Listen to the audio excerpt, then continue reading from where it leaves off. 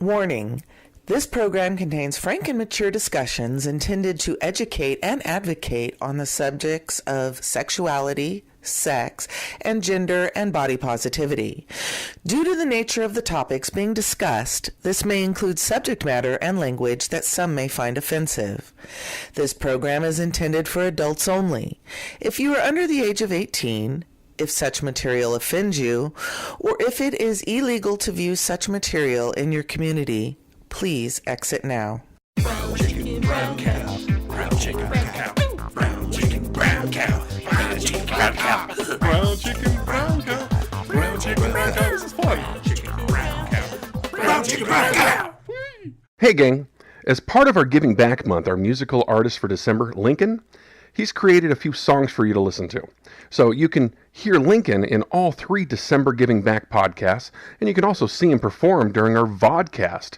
So sit back, enjoy, and get ready for the indescribable musical stylings of Lincoln. Hi. I'm Lincoln. Hi, Lincoln. How are you? Lincoln. How's everyone today? So great. Good? So excited. So excited? So excited. Okay. Well, to get this party started, let's goof around. Let's have some fun. What's the type of music you like? Jazz. Jazz? You like jazz? Okay. Okay. Jazz music. Jazz music is always. No, there's going to be an interview. Jazz is actually a good choice because secretly all jazz music is about sex. Did you know that? Actually, literally, the word jazz comes from an old slang term, jazz. Oh. Right? Jazz, which later also turned into jizz. Oh, good. So jazz is jizz, if you didn't know. I didn't know. Oh, yeah. That makes you rethink bebop, definitely. Okay. So the thing about jazz though is they never like expressly say sex in their songs. They always have like another term for it, like whoopee or something like that. So what's a good term for sex that's like not a term for sex? God, I hate myself. Just a random word. A hanky-panky. Hanky-panky? I hate that term.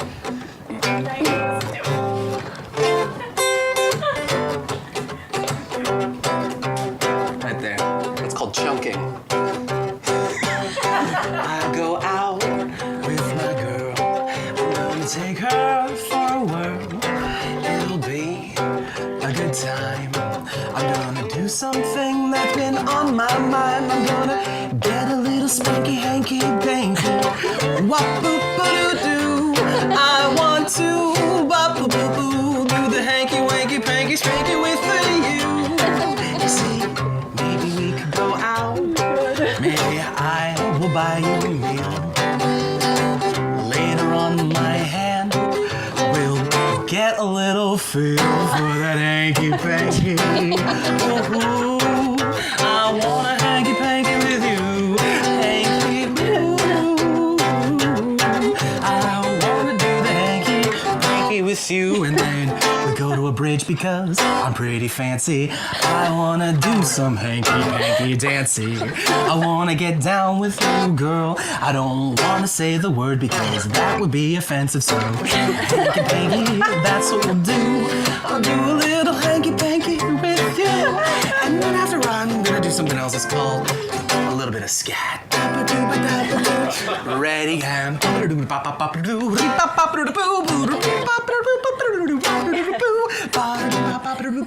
didn't know that you were into scat, baby, but I wanna do the hanky panky with you. Okay. Welcome to the Brown Chicken, Brown Cow Show. I am Sean Monkey McAney. I am sitting here with the lovely Miss Laura. How are you doing today, Miss Laura? Pretty good. It's a lovely day here in Sacramento. Is it? Oh, yeah. I can look outside. We have nice blue clouds. Well, white clouds, blue sky.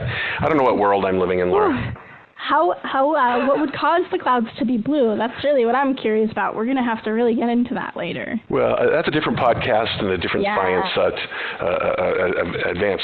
Fortunately, today we're talking to the Body Positive organization about their efforts to help out the community, continuing in our path this month about giving back in organizations, making a difference and stuff like that.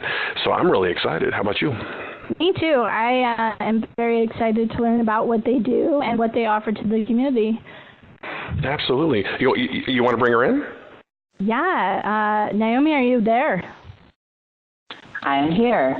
Woo! Technology works. Yay.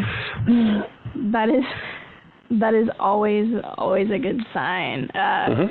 So Naomi, could you introduce yourself and tell us a little bit about the Body Positive? Yes, I would love to.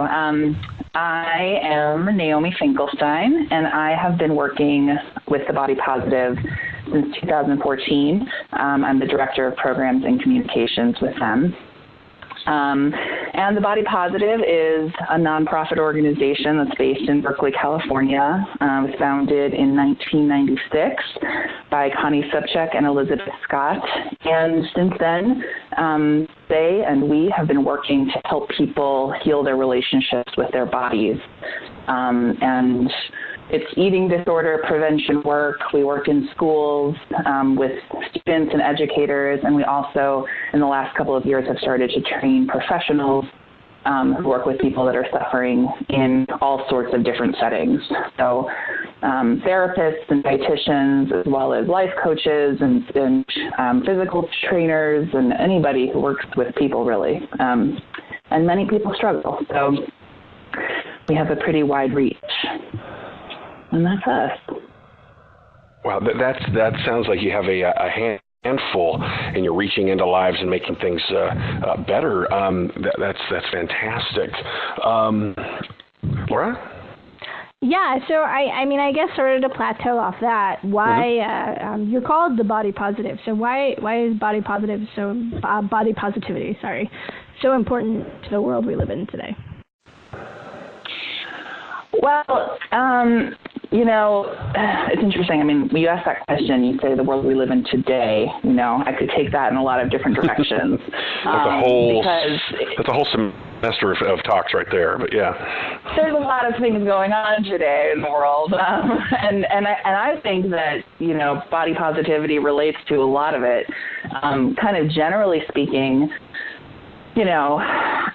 the kind of main thing that we see when we work with people and when we see people heal from the work that we do is that they come into their own. So people really blossom when they're able to release the burden of body dissatisfaction and obsession. Then they're able to focus on what really matters to them.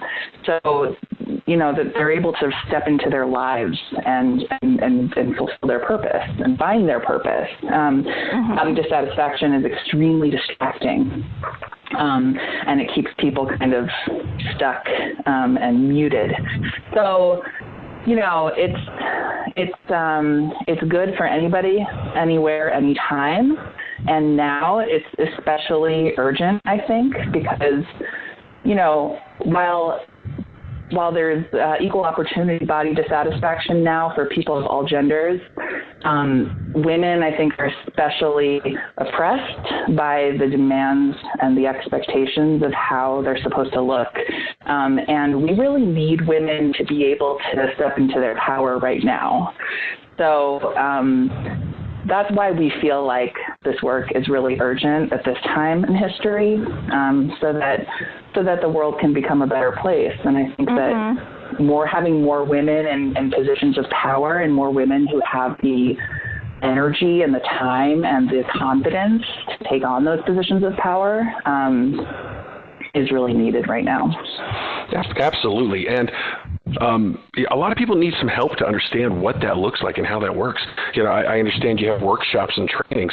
What type of things do you do in the community or offer for this type of movement? Yeah, so we have 5 competencies that we teach, and this is the model that we use. It has 5 competencies, and Connie and Elizabeth developed the model after talking with people and asking questions, like what's your struggle, what would you need to feel good in your body. Really just listening and taking all that information in, and then they created this model based on all of those conversations. So we teach and share the competencies in the model in several different ways. We do it, we have a book where they're all laid out and explained with stories and explanations and exercises, and that's Embody, it's Connie's book. And then we do workshops for the public in Berkeley, where we, it's like a day-long workshop where we meet with a small group and talk about all the competencies, do the exercises together, and connect in conversation. And then the trainings that we do, we have curriculum. So we train people to use our curriculum, which we have several different versions of it, targeted towards different communities. And the curriculum is also based on the model.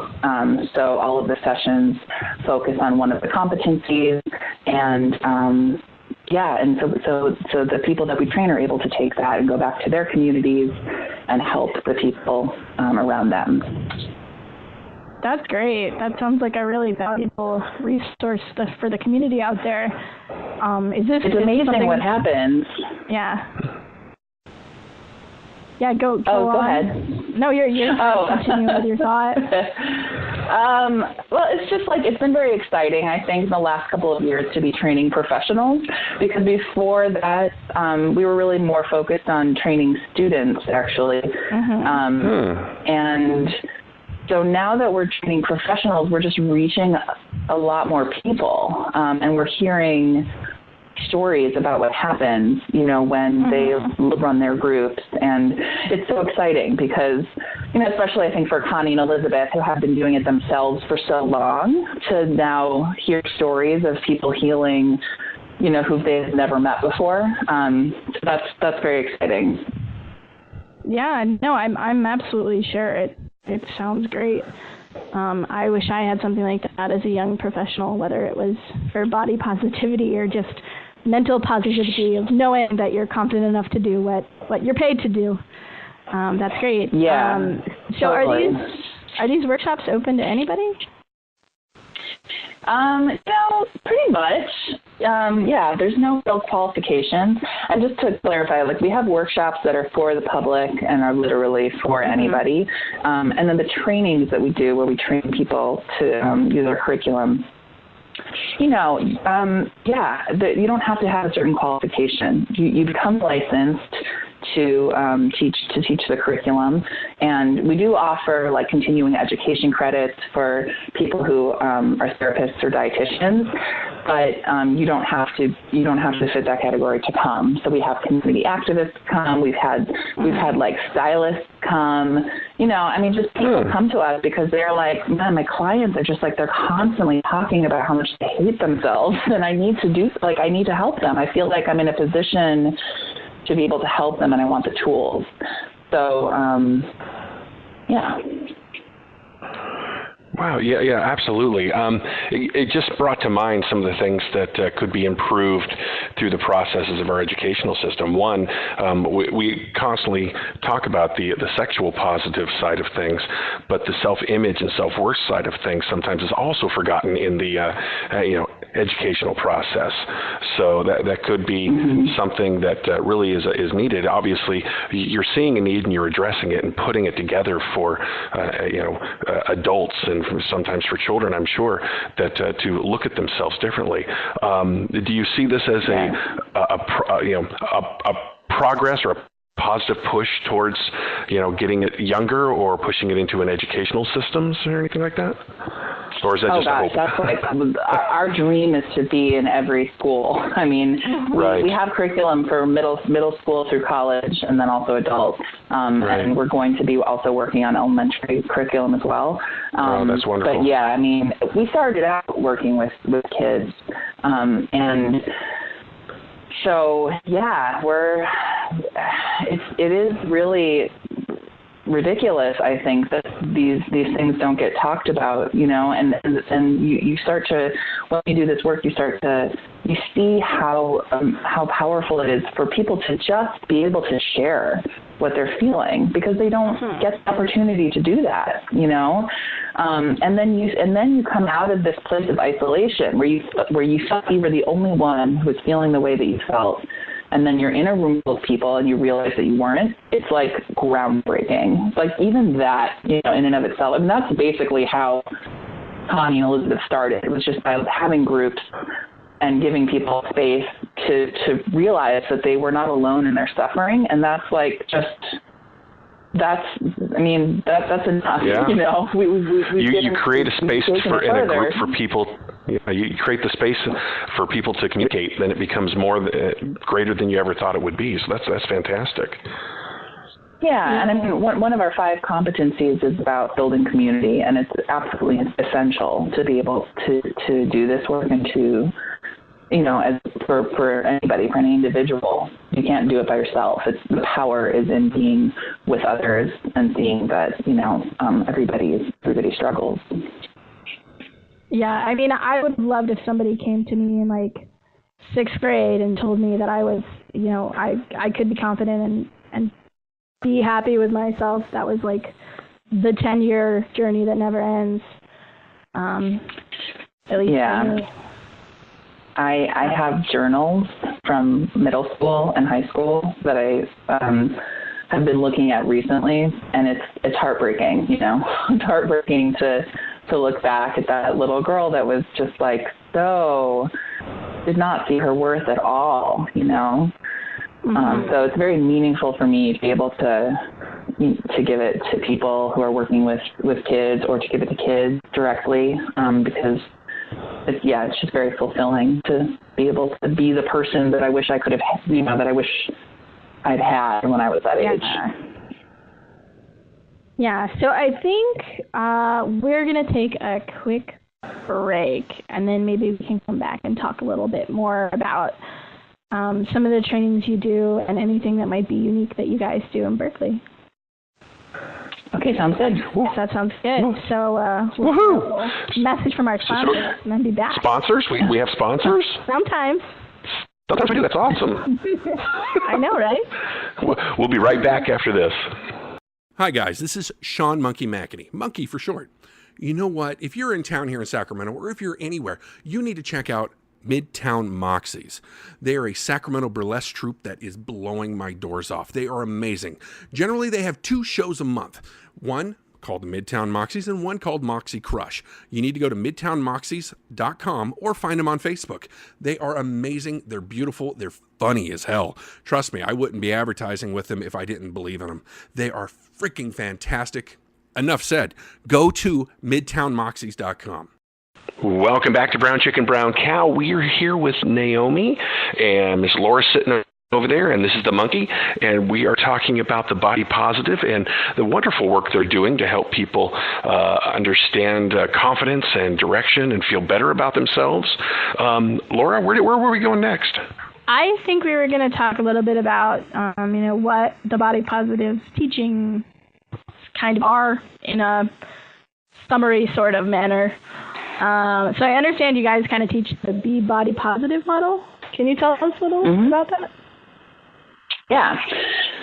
So the Be Body Positive model has 5 competencies, and we call them competencies because they are not something that we expect anybody to ever perfect. It's tools. They're tools for people to practice throughout their lifetime. And the competencies are, the first one is reclaim health. And that one is about realizing that you are the expert of your own body and using that knowledge to kind of filter the messages that you get from the outside world about what is good for you.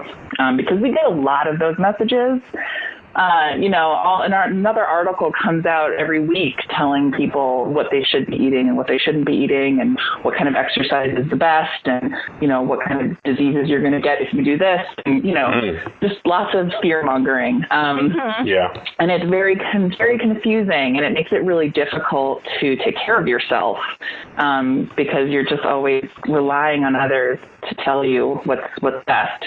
So this competency is about debunking a lot of the myths that exist, especially around the connection between health and weight. So we teach people health at every size, which is a weight neutral approach to health, and was kind of made popular by Linda Bacon in her book, Health at Every Size, where she shared research that she had done, showing, basically like how much healthier people were when they pursued positive, healthy habits without really being concerned about their weight or their BMI, compared with people who were following diets and specific exercise programs. The long-term results showed that people who were not concerned with their weight had healthier, vital signs, so the different ways of measuring health. That's the first competency, and it's very important. It's kind of like the brain work that you have to do. It's a paradigm shift, because we're so programmed to believe, that our weight is going to kill us. So exactly. That's a big shift that has to happen. And then after that, we move into practice intuitive self-care. And that one is about getting back in tune with your body. Once you realize that you are the expert, you realize, oh, okay, I've actually, many people learn to tune out their signals for hunger, for the need of movement, of rest, right? Because we're so afraid, and because we are trying to follow these rules that other people have set for us. So this is about learning to slow down and start to understand, like, what does hunger feel like? How do I know what I want to eat, when I want to eat, how I want to move, when I want to move, all of that. So we have exercises that we teach people to get back in touch with that stuff. And what's amazing about this competency is that once people start to learn how to get in touch with their needs for food and movement, which are like such basic needs, it then goes beyond that. And people begin to understand more about what they want in general in life, and how to make decisions, and what's best for them in relationships, in work, and everything. So it's a very powerful competency. From there, we move into cultivate self-love. And that is about dealing with the inner critical voice that we all have. It has, everybody's sounds different and may give different messages, telling us why we're not good enough. So it could be because of our bodies. It could be because of, the way we relate to other people or our work or whatever it is. So it's about cultivating compassion, understanding, kind of breaking down that critical voice rather than running away from it, to understand its function, because our belief is that it is trying to protect us in a very misguided way. So we help people understand where it's coming from, and how to deal with it, and how to let it help us actually find what we really need. From there, we move on to declare your own authentic beauty, and this one is wonderful. We expand the definition of beauty. We're all very oppressed by a limited beauty standard, and that's not real. Beauty is everywhere, and we all have it. So it's a really exciting competency to see people start to realize, just because society says that I'm supposed to be taller doesn't mean my short, height isn't beautiful. And exactly. And it goes beyond also what we look like. We expand it to include who we are as people, and it's a fluid, changing, complex amazing, kind of soul nourishing element of our lives. And we also there talk about ancestry. So we help people realize you have a body and you're on the planet because you come from a long line of ancestors who survived in order to get here. So that's a really powerful part of that competency for a lot of people too. The last competency is build community, which I mentioned briefly before.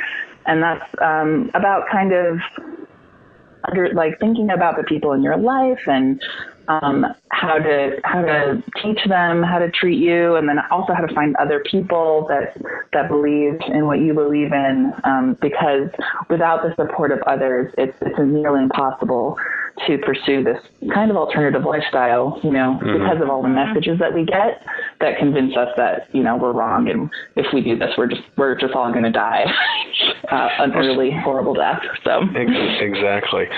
Speaking of, the media, how do you feel we can maybe, through services like yours, of course, but maybe break the image of that body image that we're seeing everywhere? What are the questions we should be asking ourselves when we're seeing this type of stuff come on the screen? Can you be a little more specific, like when we're seeing what kind of stuff come on the screen? Commercials with beautiful, thin people, and movies which only portray, the top tier A-list stars. I know there are some casting directors that are making those changes, but when we see these people and these bodies that are perceived to be perfect, should we be asking ourselves questions like, are they really just trying to sell something to me? To push that identity. Yeah. Once you start doing this kind of work, once you start educating yourself about the movement, reading, all the amazing resources that exist from so many different activists that are doing amazing things, you start to see that everywhere. So and you can't unsee it. Once you start to see it, you can't unsee it. It is everywhere. I think that, what's amazing that's happening now slowly but surely is that we are starting to see more diversity in the media. And so the more that happens, I think the more people everywhere will start to recognize it when it's all the same and it looks the same. And I think that, I guess there's still so much backlash when diversity is present. There's a lot of oppression and marginalization for anybody who doesn't fit that, white, thin, able-bodied ideal. So there's a lot of haters. There's fatphobia, racism, transphobia, just people freaking out when they start to see people that actually exist in the world in the media, which is ridiculous. But yeah, I think we all just need to celebrate it more, when it's there. Well, and I guess it's sort of a follow-up question, because I totally agree with you. We need to celebrate that we are all different, and there's not anything wrong with being different. And that we should be happy with ourselves the way we are. But, for a lot of parents and a lot of people who've struggled with this for years, it can be really hard to talk to their kids or other people about this. So do you have any resources that are out there that you recommend to folks? Maybe if they're talking about body positivity with their kids or teenagers, and how, where can they get help? I mean, obviously from your organization, but are there books or other websites that you would recommend? Yeah, I mean, I definitely recommend Connie's book Embody to everybody that I meet or talk to that's struggling or know somebody who's struggling. I don't feel like I'm biased because I came into the organization after it was already published. So I know that it helps me immensely. And so I used it as my bedside table Bible for a year. I'm just constantly reading it. So that's Embody, Learning to Love Your Unique Body and Quiet That Critical Voice. And then I love The Body Is Not an Apology. We all do. Sonia Renee Taylor is the founder of The Body Is Not an Apology, and it's an online kind of resource. She has put together an amazing team of writers who write about all of the different pieces of identity when it comes to body love and body acceptance. So it's, there's something for everybody there, and it's really powerful. And she's done a lot of incredible work, and she is powerhouse. So we love them. Jess Baker, she's also known as the Militant Baker. She has also written a book and is coming out with another book, and she has a great website. She has tons of resources on her website. So I really, she has a whole resource page where she just links to tons of books, tons of blogs, organizations, mental health stuff. It's very comprehensive. So we share that with people a lot. Those are the two, I think, kind of widest reaching people that come to mind. Thanks, Naomi. That's a great point, and thanks for all those wonderful resources for folks to use. I'm wondering, we've talked a lot about females and the need for body positivity for them, but are there good resources out there that males can access? So if you're a man and you're kind of struggling with maybe your body isn't as fit as you would like it to be, or you don't fit that fabulous bodybuilder physique that we're all supposed to be working for. Naomi, I want to let you in it. Wait, Naomi, I want to let you on a little secret. She's talking about me right now. It's okay. I mean, I wasn't, but sadly, I don't know that there's any resources that are specifically geared towards men. I would imagine maybe something is in the works somewhere at this point, because certainly we know that this is an issue, especially considering the fact that it's pretty taboo for men, unfortunately, to talk about the struggles that they have. We are very purposeful at the Body Positive about making all of our language gender inclusive. And we have men who come to our trainings and to our workshops and who are involved with us. We want more, certainly, but they find it helpful, in my experience. So I think what's a good kind of strategy for men is to find role models. There's people on Instagram, there's people out in the internet with blogs that are talking about these things and that are showing pictures of themselves and taking the risk to be vulnerable. So I think it's really empowering for anybody to find people on the internet. That's one of the most, I think, the best things that the internet has given us is the ability to find community beyond what we have immediate access to in real life. Because it makes a huge difference, to see somebody that looks like you or that you relate with, and to hear what they're thinking and how they're feeling.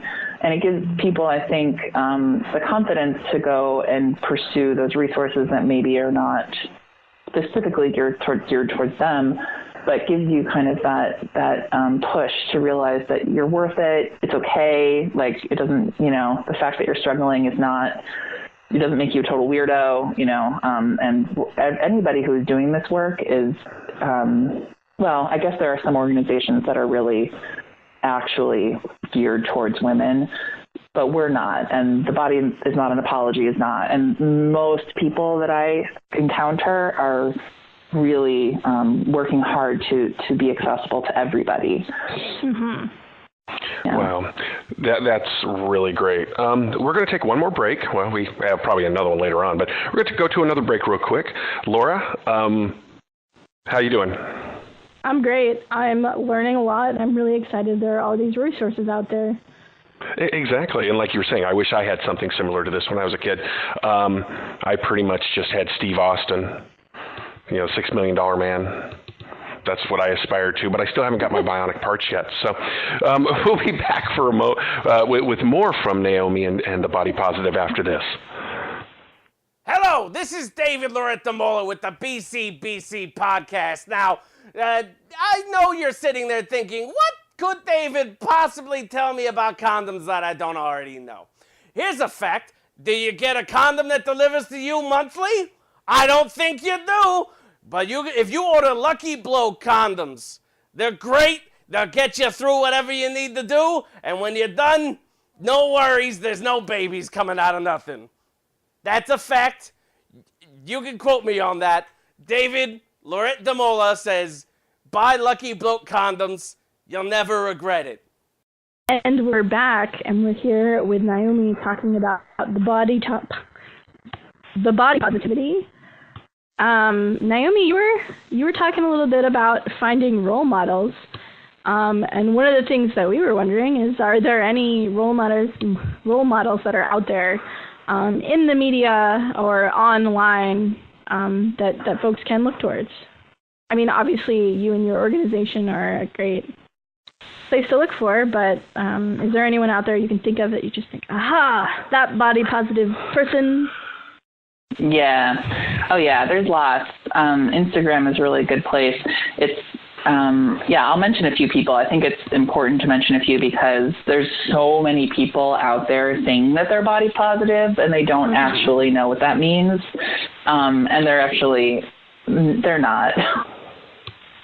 I feel like I can say that because, we were founded so long ago, and body positivity has been co-opted now, and people use it to sell weight loss, which is very bad, very, very bad, and very confusing and very damaging. But the people that I personally like and follow there's a couple of plus-size yoga people on Instagram that I love. One of them is Jessamine Stanley, and she is My Name is Jessamine on Instagram.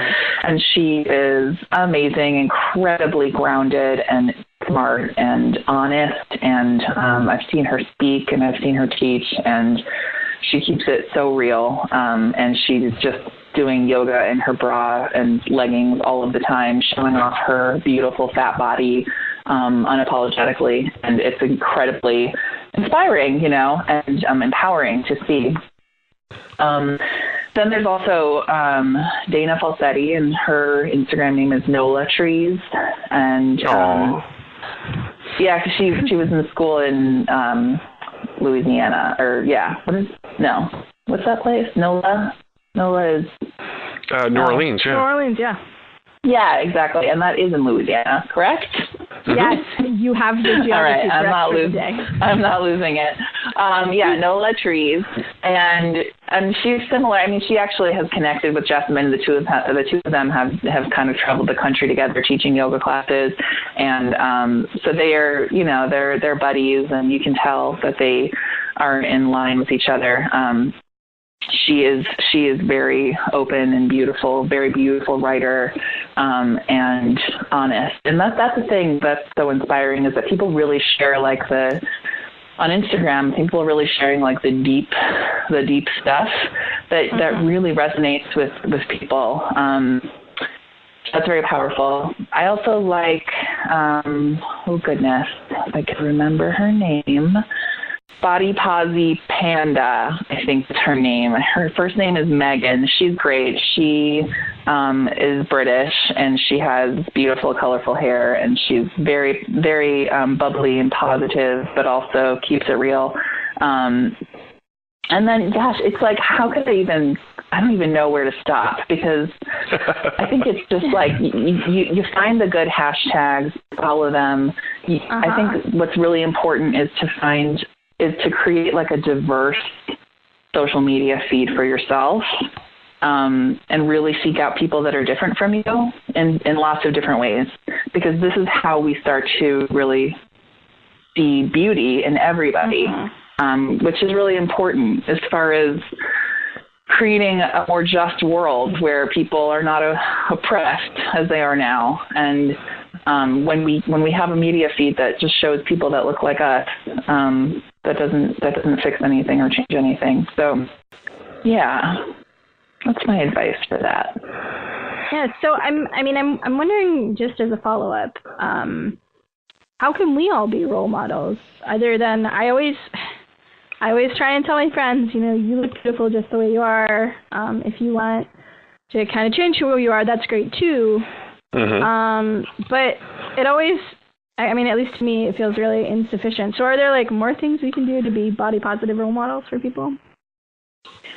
Yeah, that's a great question. It's really important. I think that the first thing that we can do to be positive role models is to not engage in kind of like the bonding ritual that people tend to fall into, where they start complaining about their bodies and then the other person's like, oh my God, I know, or they complain about how bad, I put the word bad in quotes, how bad they were by eating a certain thing or a certain way, or, you know, how bad they are because they haven't exercised in this much amount of time.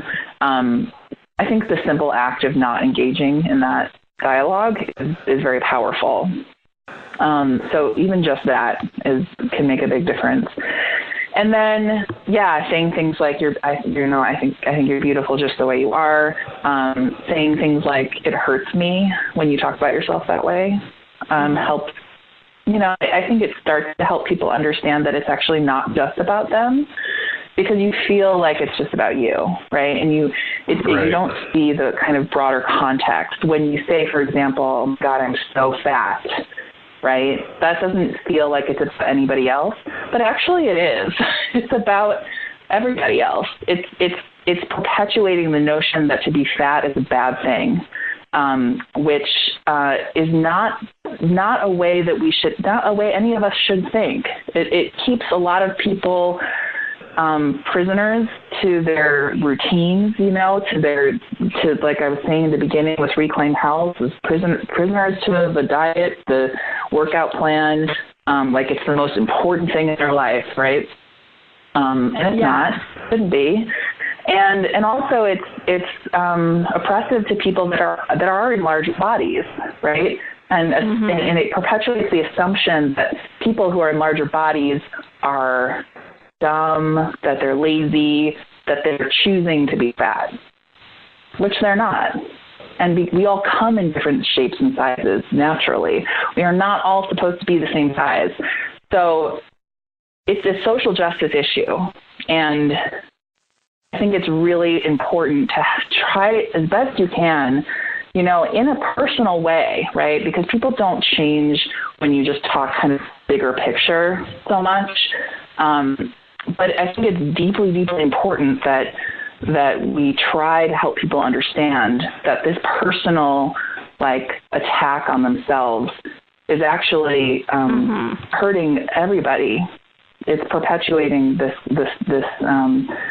fat phobia that hurts everybody. Yeah, and I know we've talked a lot about, like, bigger people having these struggles, but I want to point out, too, because I do have a few friends who are just very thin, and it's not as a result of them being on a diet, and they have the same struggles, whether it's I feel fat or like I would like to gain weight and I just physically can't, regardless what I eat or how little I exercise. Yeah, well, they also have to, and they have to put up with the comments like, "Why don't you eat more?" Right? Is there something wrong? I just ate a whole cow. It's not my fault that that's not going to make me gain 10 pounds. Like, I have friends who can eat meat, and regardless of that, it doesn't matter. So I just want to throw that out there, and I know we're not ignoring those people, but I think this is kind of an issue for everybody. No, of course. And I hope that I didn't sound like I was saying no. The opposite of that.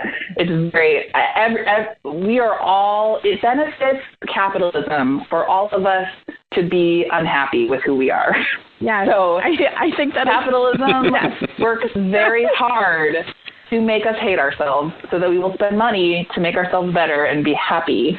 But there is no happy ending is the thing, so it doesn't work. And you know, the fat issue is like, it's like there's the oppressed group, right? The fat people are an oppressed group. They suffer from inadequate health care. They suffer from being unwelcome in spaces because chairs don't fit them. You know, going on an airplane and having people complain about having to sit next to them. A lot of oppression and stigma, which is you know, stigma causes disease. So this is a portion of the work that I think is really, you know, fascinating, because of course everybody thinks that fat causes disease, but they don't control for weight stigma when they do these studies. And we all know that stigma causes anxiety, stress, depression, all of these things that also cause disease. So how do you know, which it is? Is it the fat or is it the stigma that people in fat bodies experience? So that is an important thing to recognize, a very important thing to recognize. But it is also very valuable and important to recognize that the fear of fat affects everybody. And like you said, some people want to be bigger or, or not, or, we're all wrong for some reason or another. So It's a complex and very, whether it's your skin, your complexion, your skin color, your gender expression, your ability, everything, anything that makes us feel like we're different, has to be like a struggle, Yeah, no, I hear you, and I didn't I hear it in your put you voice. on the spot there. I'm sorry. I just always feel like it's so important to kind of put on the spot at all. I get excited. I get riled up because yes, there's just so much you can say about all of this stuff. So I feel great. It's like a little bit of a high when I get on a roll like that. We are all victims of a capitalist society. Yes. So I'm totally gonna change topics on you. Pivot time. I know, unless you have any other kind of thoughts that you wanted to follow up on there, Monkey. No. Okay, just checking. Yeah, well, I'm on board. It's good. You've talked a lot about how passionate you are in this field. So, can you cover for us a bit why the body positive as your organization of choice? Like, what drew you to it? I'm so happy you asked that because I felt like I was supposed to say that earlier and I didn't. I love telling my story. So I started going to weight loss camp when I was 14. The summer going into my freshman year of high school, I went to a camp. This happened. The decision came because I came home from school one day and I don't remember what happened, but I was sitting at the top of my stairs with my mom crying because somebody had made fun of me. I was a big girl, and she's also always been big, and so she is just like had so much compassion for me and didn't want me to be suffering, and she suggested that I could go to a spa camp, and I was like, what's that? And so she described it as a place where kids go to learn how to eat healthy and exercise. And I was like, oh, that sounds great, to lose weight. So I got very excited about this because I thought I was going to come back and be a totally different person, which kind of boggles my mind. I'm like, well, how did I think that I was going to be a different person, like have a different personality? I think it kind of speaks to this idea that like, because I was fat, I thought that there was like something very wrong with me. And if I was not fat anymore, that I would be like a better person or like more likable and, So anyway, I went to camp. I lost a lot of weight in a short amount of time. I came home. To applause and accolades, people were just like, oh my gosh, you look so amazing. And I got to go shopping and get all these new clothes. And I started high school feeling so confident and like, oh my God, I'm going to be the star in all of the plays and I'm going to get a boyfriend and have friends. I mean, I always had friends, but I just thought my life was going to be perfect. And what happened a few months later was that I started to gain the weight back. I didn't understand it at the time. At the time, I thought that I was weak and had no willpower and was a failure. I would later learn, that how could you possibly maintain something like that when you were spending, 6 weeks of your life exercising all day and only eating the small portions that were given to you, and then you go back to your life where you have your family and you have school and you have everything going on and you don't have time to do that all day, right? So this started a cycle for me. I went to camp for 5 summers between the ages of 14 to 22. I would always lose a lot of weight. I would always come home, feel amazing, think that I had figured it out, and then gain the weight back again. The last summer, after the last summer I went, I also just continued to enact the cycle throughout all of my 20s on my own, where I would diet and, go.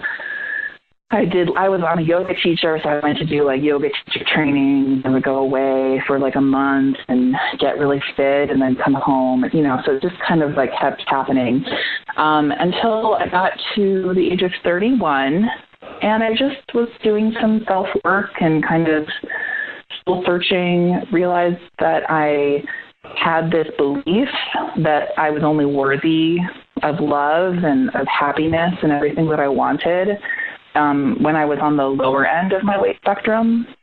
And I was like, well, that's not true. I know that's not actually true, but I recognize that I believe it. So I need to do something about this belief, It just so happened that I was also moving to California. I had a ticket to move to California from Chicago. This was about 2 weeks before I was moving, just for like a change of pace, change of weather.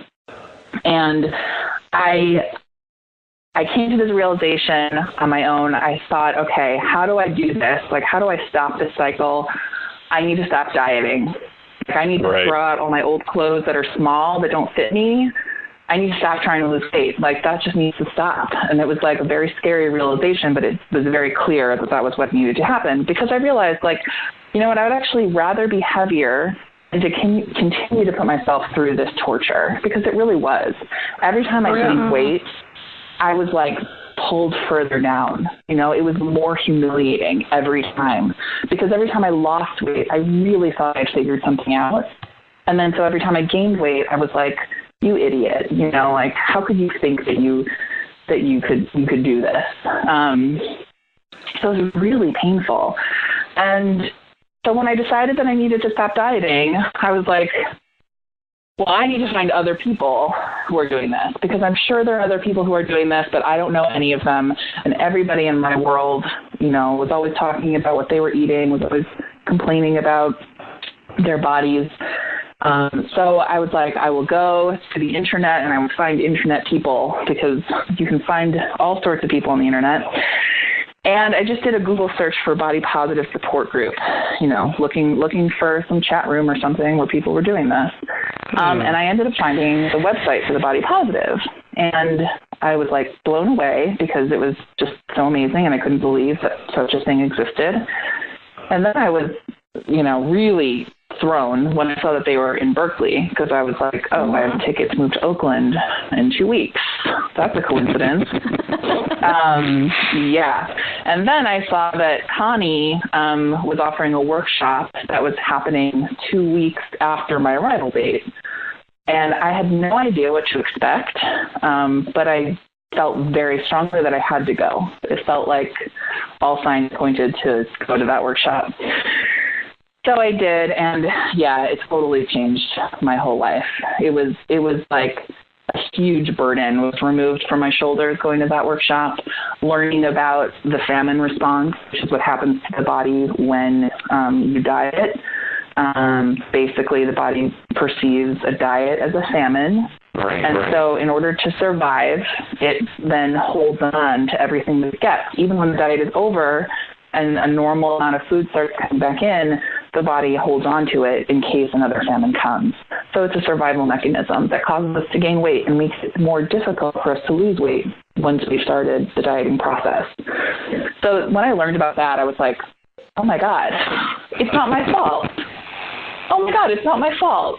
And that was huge. So after that workshop, I was like, I stuck around. I was cleaning up, helping. I told Connie, I don't want to leave. And she said, then don't leave. So I started volunteering. And I volunteered, for like, a year and a half or something every week. Then I started, we just got to know each other and realized that my skills were like a really good match for the organization, and started working half-time for the Body Positive in September of last year, and full-time as of January. And I just can't believe that this is what I get to do now. That just sounds like kismet and a perfect combination of timing and effort. Yeah, exactly. Yeah, and definitely does. And luck, I don't know. I mean, there's definitely luck thrown in there, and privilege, to be honest. The fact that I had the time to volunteer and that I could move out here and do that whole thing. But I'm very grateful. Yeah, and it's a constant blossoming. I mean, it's been 3 years, and it's still like what's come out of me since then, and the way my life has changed has just been amazing. So I feel like such a great person to be an advocate for the body positive, and to be reaching out to people and getting them to come and join us, because I can tell them from firsthand experience what it does, what it does for people. And that's a great story of yours to create the world that you want to see. That is fantastic. Laura, we do have another break on the list here. Do you want to take it? Yeah, let's do it. Hear from our sponsors, and then we can come back. And you want to share something, too, when we come back, too, so that's kind of cool. Yeah, absolutely. So we'll be right back after a few moments. Hi guys, this is Sean Monkey McEnany, Monkey for short. What you need to know now is that brown chicken, brown cow needs your love. It needs your help, and personally, we could use your money. But short of that, what you need to do is go out and like our Facebook page. Number 2, give us a review on whatever podcast ability you have. Go out to iTunes, go out to Google Play, give us a good review, because that helps. Number 3, subscribe. Subscribe to our podcast, because that helps our numbers, helps us with advertisers, helps us with everything. It makes us look good, actually. And number 4, and this is very important, come close to the speaker. It's fantastic. You can go out to Patreon and support us on Patreon. That's patreon.com/BCBC podcast. You can support us at whatever level of support you think you can manage. I don't want you to give us money if you can't do it, but I want you to give us some money, and we'll give you back some love as well. We'll give you back some stuff. We'll talk about you on the radio. Who knows? But in the end, supporting us helps keep the show going. Subscribing to the podcast gives us better numbers. And liking our Facebook page, guess what? You always know when the show's coming. So, this is Monkey. You're you. We are together. Cuckoo, cuckoo, fantastic. See you on the next show. And we're back. Those were some great messages from our sponsors. We were talking. Maybe they weren't. I don't know, Monkey. That just made me laugh.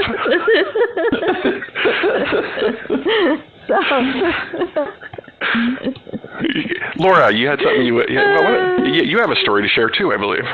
I did. That just made me blush and laugh at the same time. Oh, I made you blush. For once, it's not the monkey blushing. Fantastic. I know. Yeah, no. So Naomi was kind of talking about her body positive story, and it really resonates with me.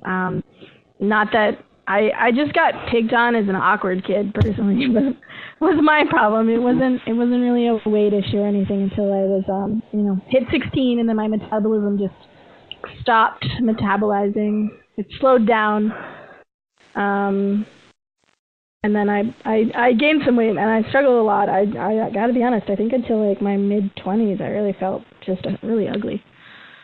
And it, I did a lot of dieting. I did a lot of crazy exercising. Sometimes I still do a lot of crazy exercising, but it's not really about losing weight. It's I'd like to do it. And I think at some point we all just have to recognize that, what we look like doesn't really matter. And, the more you believe that, the more it's going to show through yourself. And I think that confidence in and of itself makes you beautiful. So absolutely, yeah, and it's a hard thing to do. It's not like you can just decide. It's not like you can just wake up and say, "Oh, I'm going to decide that this is true." I mean, you can do that, but it's not going to work. That well. So that's why the tools are so useful. And that's, I think, something that it frustrates me that more people don't know about the body positive, honestly, because especially with these messages now being everywhere about body positivity and love yourself and love your body and blah, blah, blah. Without the tools, it's just like a frustrating thing, really. It's like, well, I don't know how to do that, And then people get kind of mad about the whole movement and don't think it's worthwhile. And it's like, that's just another thing that I'm supposed to do. Like before I was supposed to, be beautiful, and now I'm just supposed to love myself. And why can't I just be who I am and feel how I feel? And I get that, but it's like, well, there is relief to be had, so. Mm-hmm. Yeah. Yeah, that is fantastic. So we're going to pivot again because this is a month about giving back, and your organization is doing fantastic work.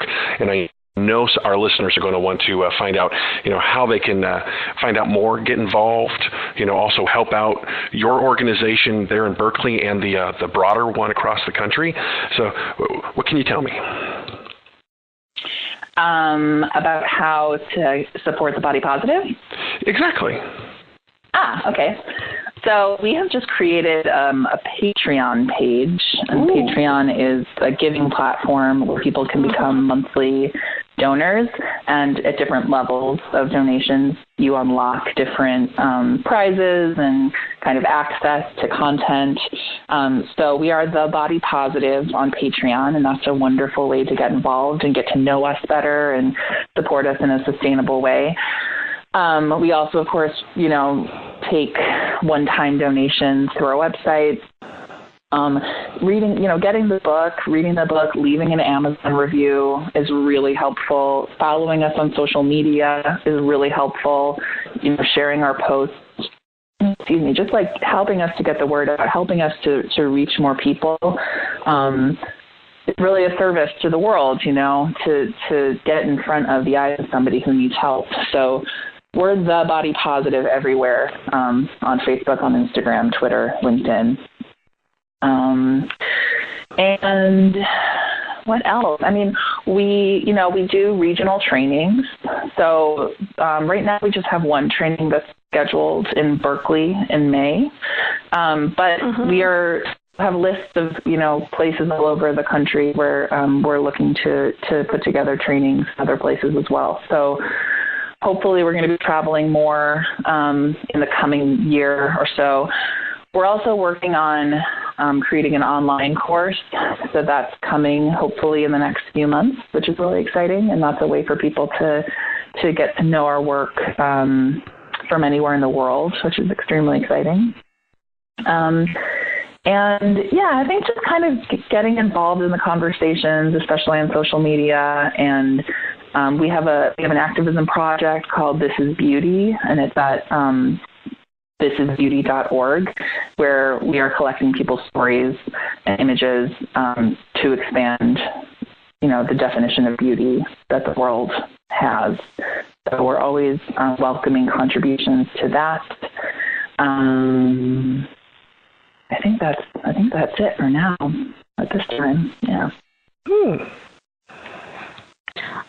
So I know you talked a lot of things you can do online. Do you guys have in-person volunteers that the Body Positive in Berkeley uses to facilitate their trainings and events too?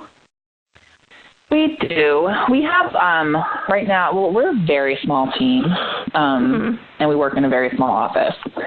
So we have a few regular volunteers now that are amazing and are, really committing to devoting time to supporting us, which we're incredibly grateful for. And they're amazing people. We just are very lucky with volunteers that we have now and that we have had in the past. When it comes to our events and stuff, usually we invite people who have worked with us before to help us. Our current volunteers, and then we have the volunteers that have worked with us, they're part of our community, and they always come back.